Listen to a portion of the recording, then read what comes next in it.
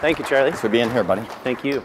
Okay, perfect. So first off, thank you, Robert Lee, for another rendition. That was friggin' awesome. And, you know, I was sitting there watching him play when he first came on the stage, and the one thing that I was thinking was there's part of that message that can be really translated well. One is the open-mindedness of new ideas and that sort of thing, but frankly, you could go out and get that coffee shop singer to be in your service bay without any trouble. You don't have to get Robert because he's one man, right? And spreading that out all over the place, but grabbing a few people, grabbing someone from your local market who's got some skills, who's willing to come up and get their gig on a main stage is pretty sweet.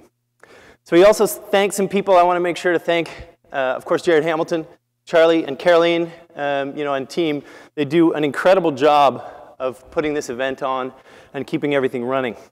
And, it's interesting. Myself, my name's Ian Cruikshank. I'm the head of sales and marketing at SpeedShift Media, a great company that I'll tell you a little bit more about as we go along.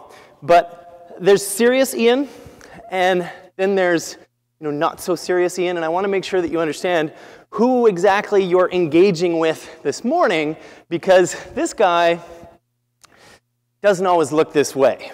Okay, this is the prim and proper version. There are other versions that come out to play on certain occasions, and things actually get a little bit weird sometimes.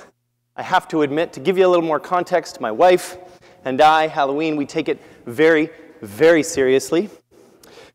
In fun, for sure. So Han, she made a way better Han than I made Alea, let's be clear. The goatee kind of threw it off. And then Little Bo Peep and her Chippendale sheep is theoretically what it was. I didn't hit the gym enough that year, so it didn't work out. But what we've got coming up in the very near future is a bit of a Harry Potter thing, and I'm deciding between whether it's going to be Voldemort, a little scary, a little cooler, or the owl, or quite obviously Crookshanks, the cat. So we'll see how it all plays out. I'm not sure how it's going to go, but we'll get into that. This is my team. This is why we do what we do, right? This is why we get up. This is why we get out of bed early in the morning after being at karaoke and kicking ass on the karaoke stage. I was not there. That's why I can talk right now, because I wasn't singing one of my favorite songs that Robert sang moments ago. And really what it is about making sure that we're delivering every day, that we're working hard every day to support those that we absolutely love. I come from the Great White North, as maybe mentioned, so from Vancouver, Canada. There's a few things that I need to dispel about Vancouver. We have a pretty special place up there, but there's a few stereotypes, and they're all true. This one, true. This one, true. But it doesn't always happen because of this one. So we do yoga inside in the yoga studio, right? And we get the rain all the time, all that sort of stuff, but it means that we've got this incredible, lush backdrop to our beautiful city. So for us at SpeedShift Media, because if you've seen me talk before, sometimes I talk about crack shack or mansion. That's how we figure out where we're living in the marketplace. And it's kind of tricky to really understand where you can live. Most of the time, you've got to take one of those bridges and make your way out of town, like where we've got our office in New Westminster, so just outside Vancouver, where we can afford that. And actually, you've probably worked with SpeedShift Media before without necessarily knowing that you have, because of course we power some very significant technology for AutoTrader, previously for Cars.com, for Jumpstart Automotive. So a lot of great folks out there are using our dynamic inventory marketing tools to be able to help you to better promote your inventory out there in the marketplace. We'll get into that as we go. So let's get the engines fired up, and we'll get into that most valuable insight research. The first thing we're going to consider as we get into this is the consumer. Okay, so the consumer in the marketplace has certainly changed. And it's not just millennials, and frankly, I get a little fussy about millennials, as many do. I'm Gen X, and so not for the reason of being involved in that generation per se, but for the simple reality that Gen X was questioned when Gen X was that younger generation. Right? The boomers were questioned. They were doing all sorts of crazy stuff back in the day. Millennials are bringing us great new technology that everybody is using, right? Everybody's on multiple devices.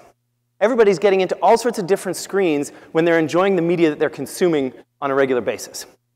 Everybody is getting into this new idea of buying online and picking up in store, or just skipping the store altogether, just going to Amazon and picking up really whatever you need. Of course, you can see I've been exploring the Halloween options. right? So customer loyalty is another factor that's definitely in question. There's only a few brands really in the marketplace that get that loyalty, that get that brand love, right? There's not a lot of folks out there, I think, tattooing, Smith Chev on their back or anything like that. Unless, of course, you're the owner of Smith's Chevrolet. Now, social norms have got a little bit confused. And the appalling behavior of actually going out to a bar and introducing yourself to someone or finding someone in the office that you meet. No, we're just going to get into swiping left and right to find that match, to find that love of our life. And it was Tony Harris who actually brought up the idea as we were talking at the Most Valuable Insights event in New York and presenting against some great competition and going through those details and figuring out whether we could actually be the ones here on stage at the Bellagio. I'm about as excited as Robert Lee, but I'm trying to manage that, right? But swiping left and right, it brings to question how important those photos are. How important that photo engagement is. How important that first impression of your vehicle inventory is. Just as important as the photos that you're maybe putting up to find that love of your life that I've found, right? So we're going to get into it here. We're going to talk to this guy. And this is the person who is telling you things like this, and this, and this, and of course, every dealer's favorite, lead forms are dead. Okay, obviously, lead forms still come in. The idea that lead forms is dead is pretty well BS, but all of these statements raise questions. They raise significant questions, and they prevent people from really understanding the value of what's going on in that marketplace. And the questions, we try to answer these questions, and the answers are a miss. When I was in New York, I was explaining a story of being in a dealership in Boston and talking about what we do and all the VDP engagement and all the value there. And the question from the GM was, how many leads did you get me? And that question repeats itself every time I'm in store, every time I'm chatting with folks. In fact, some of our best customers continue to focus on that lead number while we're still bringing them significant value. And these folks at JD Power, in fact, many of you may be going over to the Automotive Marketing Roundtable, a great event if you can afford the time. But 24% of consumers in the marketplace are the ones who are actually filling in forms on a day-to-day basis. And it's a pretty small number. The clarity of that image that you get from 24% isn't that of a completed vehicle. There's something significantly missing in what it is that you're trying to understand. The lion's share of people in the marketplace are not doing what you want them to do. We love leads because we can interact with them. We love leads because we can get them to the BDC. We love leads because we can give them to our teams to follow up and to pursue, because we can be proactive. Well, we can be significantly proactive with other areas. We're in e-commerce today, folks. There's no doubt about it. You are all in e-commerce. You are all living in the age of Amazon and everybody else doing it. And they don't get lead forms, right? They look at the analytics. They look at intent. They look at different things online to understand what's going on. So we're going to go back in time. We're going to travel. We're going to go with another great Canadian. We're going to go with McFly, and we're going to head back in time. And I'm going to tell you about the brain. The brain for our company is our data management platform. Our data management platform in the marketplace, we call it the Market Match Data Engine. Back at home, we lovingly refer to it as Magnum. Magnum was set up so that we could understand what's going on in the marketplace and better be able to target customers, potential buyers out there in the marketplace, with specific vehicle inventory that is going to be particularly relevant to them. And then beyond Magnum, we started changing the way that we track vehicle detail page engagement and search results page engagement. We wanted to really understand what's going on those pages to be able to run our programs based on post-click performance. And recently we changed things around. We found a new method to be able to do this. We figured out that if we were just tracking the engagements, and for some of the tech folks in the marketplace or in the room here today, for those, if we're just binding single events on a page, because pages change so often, and if you're just using JavaScript to do that, things can break down and you can't keep track of something that's not there. potentially for a couple days before the alarms go off or as the alarms go off, and that gets fixed. So we created Le Tigre. So Magnum, Le Tigre. And yes, Blue Steel exists. That's how we get product inventory. So if you're familiar with the movie, you know that we love Zoolander 2. Well, Zoolander also. Zoolander 2 was a little bit rough. But nonetheless, so when we're looking at that, we're understanding what's going on in the brain. We're understanding what's happening on dealers' vehicle detail pages and on the search results pages. And of course, a lot of things are happening on those pages, right? We, of course, have our beloved form fill, right? That happens. We track those. We have photo engagement, which we're going to talk about more as we go. We have clicking on links, right? So that's a Carfax link or a CarProof link for my Canadian brethren. We have text and chat, different ways to engage where you don't have to give up your email necessarily. And then we have social sharing links and all sorts of other clicks that mean nothing. People that randomly click on white spaces, it's weird. But we keep track of all of that click stream to be able to understand. Then we keep track of the details that are relevant to speed shift, and we make sure that we use that to optimize the programs that we bring to you folks in market, right? Either through the Auto Audience Network or through some of our fantastic partners, agencies that you might work with. By all means, work through those folks. So we decided we would study these patterns in detail. We decided we would take the time to look at what's going on. And it's interesting. You know, we spend a lot of time as a company making sure that the performance of our campaigns are fantastic. But what we don't spend a lot of time doing is digging into the massive amount of information that we gather, that Magnum keeps a hold of, that the market match data engine keeps a hold of, to truly understand what's going on in the marketplace. And there's so much cool stuff going on in the marketplace that we need to keep track of. So, as our step one, we looked at over 50,000 vehicles. Okay? 50,000 vehicles that were sold in a certain period of time, right? We organized all of those clicks in all those different categories that I mentioned before. And then we normalized and simplified that data. And what I mean by that, and you'll see this in the charts in a second, and you've got to stay with me here. We took the date sold and made that 0. And we looked out to 60 days. So any vehicles that were sold or existed on inventory within that 60-day period, we were tracking and looking at all of the vehicle detail page engagements to understand what was happening with those vehicles on the page. Okay? So we normalized and simplified that data to make it easy, and then we analyzed the crap out of it. Okay? We just went full-on, deep dive into it, all sorts of analysis. We used Tableau Professional, that is a pretty high-end tool to be able to really understand data, and pulling that out of our data management platform. So pretty significant tech behind understanding what was going on here. So we're going to have a look at what it is that we have learned. Okay, first things first. We dive into social sharing. And we say to ourselves, okay, let's see if there's any kind of increase in social sharing on that period of time. Remember, from 60 at the far end, so 60 days out, to the day the vehicle left inventory, way over here. There's really no increase, right? You want to look at that line. There's some dots above and below. Those are the averages for that day, but it's the trend line of what's happening. We're like, meh, social sharing is not really giving us a whole lot of information as per understanding when that vehicle is going to sell. That's what we really want to understand. You know, how is that vehicle tracking? When is it going to leave the lot? What's going on? The next one we looked at, so this was constant at 1.2. The next one we looked at was average links. So this is people actually clicking on that Carfax link, understanding what's going on with that vehicle, understanding what's going on in that space. And we looked at that Carfax link and the CarProof link, and again, you know, that one actually saw a decrease, right? So no corollary there, right? No correlation. So then our favorite, right? We get into form submissions. And yeah, very marginal increase there, only about 6% of an increase from 60 days out until the end. And truly, you know, when you take standard deviation into account, 6% is nothing, unfortunately. And it stands to reason. You know, how many forms are you going to submit to declare interest on that vehicle?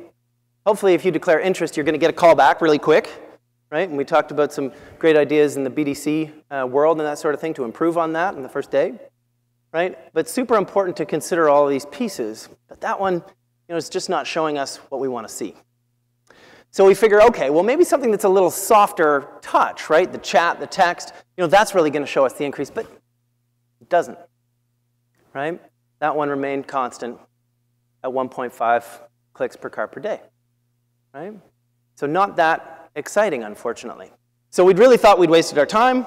We actually weren't thinking around photo when we first got into it. We had our hypothesis. We had our thinking that this would maybe be a possibility. But we thought we were kind of screwed right about now, right?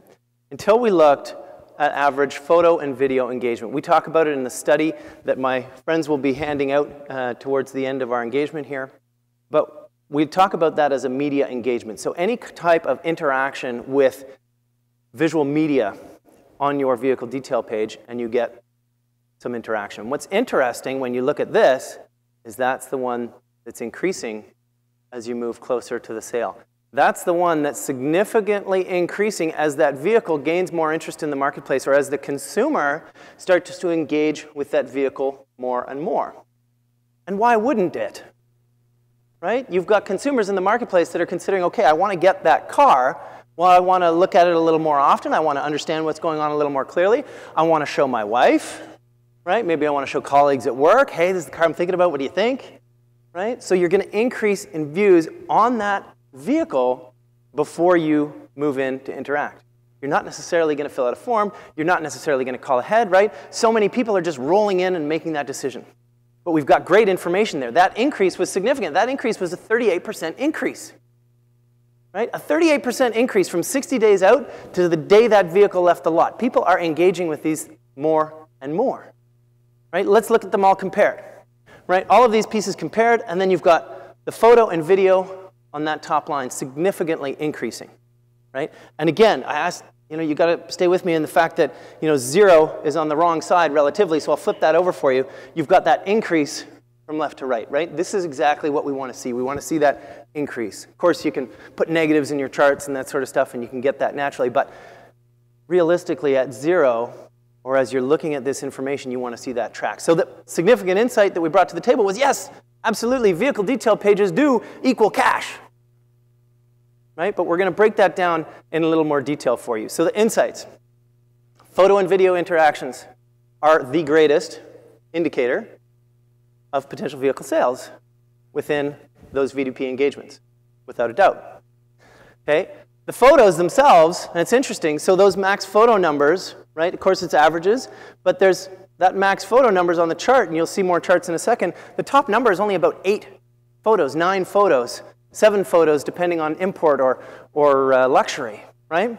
So you don't necessarily need as many photos, like on that swiping left and right app environment, right? You don't need a lot of photos. They just need to be great. They need to be really good quality photos. So we tightened it up and we said, okay, 60 days, that's interesting. Let's see what happens when we tighten up the timeline. Okay, a slope of 0.04. Right? When we say, okay, let's look at the vehicles that came into inventory and left within 40 days. What happens to that slope? Well, it increases significantly. The steepness of that slope increases significantly. So the correlation from those photos being of value and that increase over time increases significantly. In fact, it doubled to 0.08, right? And then what about those vehicles sold in 20 days? Well, what would you expect? Yes, a steeper curve once again. And still jacking up to that point, around 8 photos, right? So they're looking at those specific photos that are of interest to them, right? Super valuable. So not necessarily all of the photos that you take, like that photo of the VIN that is on the vehicle detail page. I never seem to understand why the photo of the VIN is so important. Maybe it's a trust factor, but whatever the case. So this, almost double again in 20 days. So a significant increase in the photo interaction that's happening at that point as well. So insights from that, right? The increase of activity on photos is an indicator that that vehicle is going to leave. The speed at which that vehicle is going to leave, right? So if you're looking at benchmarks for your own information, we'll get into that in just a sec, you want to be able to compare certain vehicles to others to understand what that speed to sale is going to look like. And also that if that vehicle, we talked previously, there was a statement actually from Steve Greenfield with a great new product offering that he was bringing out into market, and he's talking about the fact that so many vehicles in the marketplace, I remember 40% of the vehicles in the marketplace are over 60 days old, right? So if you're seeing that curve tracking and it's below that 40% for your lot, well, you want to jack it up, right? You want to increase promotion on that vehicle or increase the merchandising, improve the merchandising of that vehicle. Okay, when we're talking about different brands, this has an impact as well. And this is why it's important to understand your own business and your own standards, right? When we're looking at 50,000 vehicles, we're looking across the market as a whole, right? When you're looking at your own vehicles, you want to make sure that you understand your brand and your market. So average interaction for domestic, it's not as steep, right? But a nice curve, a nice increase. When we're talking about imports, a little bit steeper. And then as you might expect, you know, someone that's maybe interested in a spiffier car, that kind of thing, well, that import vehicle, right, that Porsche, that Lexus, whatever the case, that's going to have a steeper curve, right? And it's going to be looking at more photos, right? Because that's what's important. That F-150 buyer may not be as interested in romancing the pictures as they're considering their vehicle choice as that Porsche, Targa, or S buyer someday, right? So regardless of the brand that you're selling, right, and if you can get these cars, that's awesome, good for you, but it's tough to get them from the provider. But if you, regardless of what brand you're selling, there is a correlation between those photo and video engagements. Okay, new car versus used car. This was a question that was asked by the panel in New York when we went through the contest. So new and used, right? Okay, you can see if I go back on the new side, right, not as many. On the used side, between a specific period in time, more views on those vehicles, right? You go beyond 2010 and older, less views again. So less consideration relative to, oh, I really need to inspect that car. I'm buying a near new vehicle. I want it to look new, right? Or I'm buying an older vehicle. I'm okay with a couple scratches and that maybe it's, you know, if you're living in Quebec where I came from, maybe there's a little rust on the wheel, right? So you can see this as we looked at the data, just figuring out, you know, all of those years. So you can see here, in fact, it's just from 2000 all the way to 2017. There's different interaction, and you can see that general curve that we talk about in those photos relative to new and used vehicles. So you get an insight here that says new vehicles or vehicles that are over 6 years old are going to have less impact. So you need to look at your information carefully. You need to look at your vehicles carefully and understand the nuance of what's going on before you use that to make your buying decisions. All right. So what can you do in store to make this work for you? What can you do in store when you get back to the office on Wednesday or Thursday or even next week, right? But you definitely want to take this into account. You don't have the tech stack that we have at SpeedShift. You know, that is the way it is. But you do have great tools that can enable you to look at the data you have. We looked at 50,000 cars. We can look at more, right? Millions of cars in our purview, right? But if you're thinking about the 300 cars that you've got on the lot, or the 500 cars that you've got a lot, or even the 100 cars that you've got on your lot, okay, you can look at the Google machine. And we've broken this out for you. Okay, and some of my team members who are here in the room are going to pass out the study that is all relative to this research that details this clearly. But I'll go through these steps. So you've got to set up the Google events and event goals and track those details for those specific pictures and photos and other things on the VDP that you want to track. Right? You want to configure your website to be able to track those. So obviously you need to work with your website vendor partner to be able to make sure that you're tracking those correctly. And then you're going to be able to export a report. And what SpeedShift has done is we've put together a handy-dandy little Excel form that you're going to be able to download from our website and get that information. It's going to transform and enable you to visualize that information on a per-vehicle basis, right? And then you'll be able to consider averages. Figure out, okay, what's it look like for our cars of this make and model? What's it look like for our cars of this age? Whatever the case, you're going to be able to look at those. You're going to be able to analyze that data in detail and understand a whole new variable for you to make decisions. And what are you going to be able to do with that once you, of course, go over to SpeedShift Media/resources to get that chart and to get that system and to get that Excel doc? And by all means, ask us any questions that you'd like to on the way. You're going to be able to decide when you need to better merchandise a particular vehicle. This vehicle, as opposed to my typical benchmarks for my store, is not moving the way I want it to. So I need to better merchandise this vehicle. Or I need to decide whether I need to promote those. Maybe you want to put them in a specials environment. Okay, maybe you want to check out our high beam product so that you can better promote specials on your website. Right? Or, as Tony Harris brought up again when we were in New York, he said, you can maintain gross margin with this. When you're sitting there looking at all the details thinking, oh gosh, this car, it's been sitting here a bit too long, and you're just making that information based on the fact that you haven't got any leads on it, so 24% of people in the marketplace, maybe a quarter of the people in the marketplace, or you want to say, you know what? We can actually look at our website data and see if those 3/4 of the marketplace have actually been engaging. So you're looking down at your reports and you're deciding, okay, well, I'm going to take down these cars. I'm going to knock the price on this one. Oh, wait a minute. This one's just starting to spike. This one's just starting to go over that 0.08% or whatever it is, rather the 0.08 slope, or whatever it is that the slope is for those vehicles in your marketplace, right? So you want to keep track of those things, and either you or someone on your team can help you with those. Regular reports where you can then afford to increase your gross margin and maybe pick up a vehicle with 840 horsepower. Why not? So these last few things are musts, right? We got to be considering that marketing measurement needs to include what's happening in the vehicle detail page engagement metrics. There's lots of folks out there saying the same thing, and I absolutely agree, right? When we just get into leads, we're leaving so much on the table. We're not being e-commerce players. And if we're not e-commerce players, someone else is going to outplay us. The pure plays are going to outplay us over time. Maybe not right away, but they're going to get you, right? So we've got to be e-commerce juggernauts. Okay, you want to increase the photo quality, not the quantity. 40, 30, why do you need so many photos? 20 pictures, if you're taking the time to make sure to get good angles and have high quality photos, is probably enough.